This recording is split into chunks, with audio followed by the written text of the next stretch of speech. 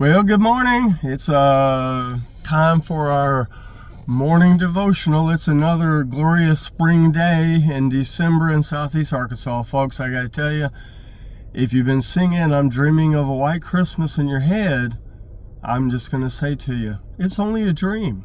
It's just not going to happen here. Our devotional this morning is entitled Mary Was Blessed. And our devotional verse is Luke chapter 1, verse 45. And blessed is she who believed that there would be a fulfillment of what was spoken to her from the Lord. You know, I think one of the things that a lot of us find irritating these days is the attitude that seems to pervade industries that are entitled, quote, service industries.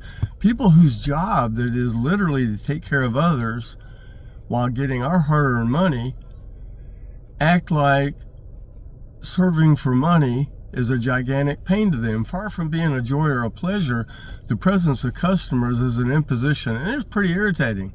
But you know, isn't that how many of the same people who find service workers so irritating behave towards God?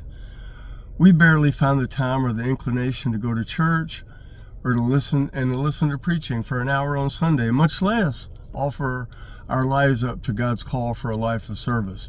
We might think about it, but we want something in return. And what we get better be to our liking, or we're going to grumble just like a sullen convenience store clerk.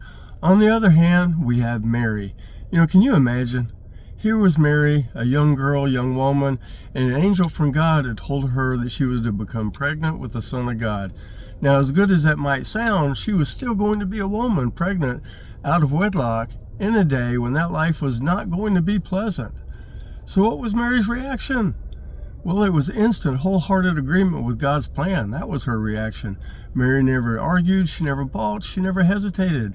She moved forward with God's plan with absolutely no hesitation.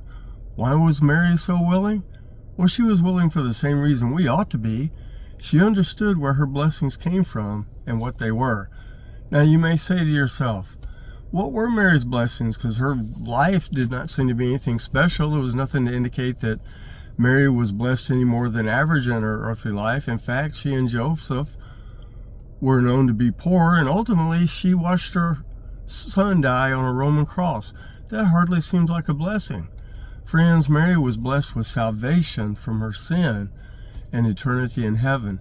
When Mary entered heaven, she saw the same son that she had lost on that cross. Guess what? Those of us who believe, we get the same blessing. Jesus offers us salvation from sin and eternity with Him in heaven. The only question is, have you accepted that free gift? Have a great day in the Lord, my friends.